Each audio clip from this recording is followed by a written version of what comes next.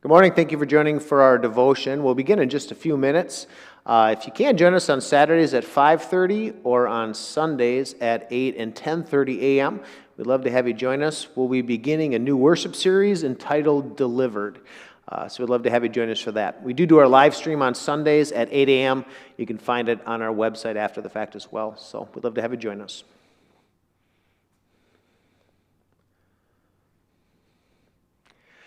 Good morning. Thank you for joining us for our devotion today. Today we're going to have an opportunity to talk a little bit about being delivered. Maybe if you look at what's happened lately and some of the different things that's happened, you can certainly see the need that we have to be delivered, to be saved. And as we look at the story of Daniel in the lion's den, we see a similar situation.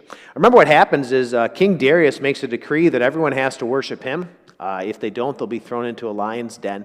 And it seems like this big, drawn-out way to die, but that was kind of the point. It was supposed to be a terrible punishment, so people would just do what he said. But of course, when Darius said to worship him, Daniel couldn't oblige. And so Daniel goes about worshiping the way he always had. People find out about it. They tell Darius about it. Darius doesn't want to do it, but it's the law. And so Daniel's thrown into the lion's den. And look what God says happens here. So we'll read from Daniel chapter 6, beginning at verse 19. It says, "At the first light of dawn, the king got up and hurried to the lion's den. When he came near the den, he called to Daniel in an anguished voice, 'Daniel, servant of the living God, has your God, whom you serve continually, been able to rescue you from the lions?'" You know, you can almost hear the doubt in his voice, can't you? Could God really help you? Maybe you feel the same way.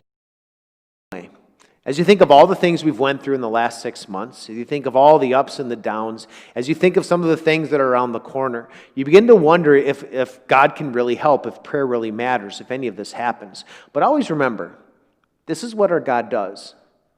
Our God is a God who saves. It's how he's always worked.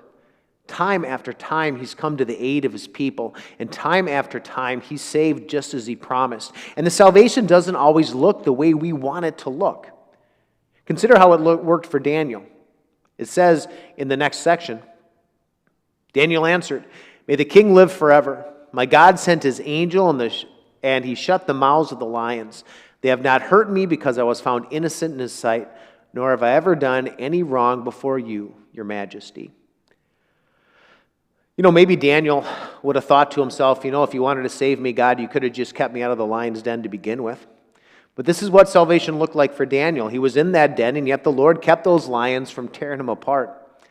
And the Lord saves each and every one of us. He'll allow us to face different difficulties in life. He'll give us different successes in life. Who knows how many times the Lord has averted danger from even coming near us. And at other times, we go through difficult times.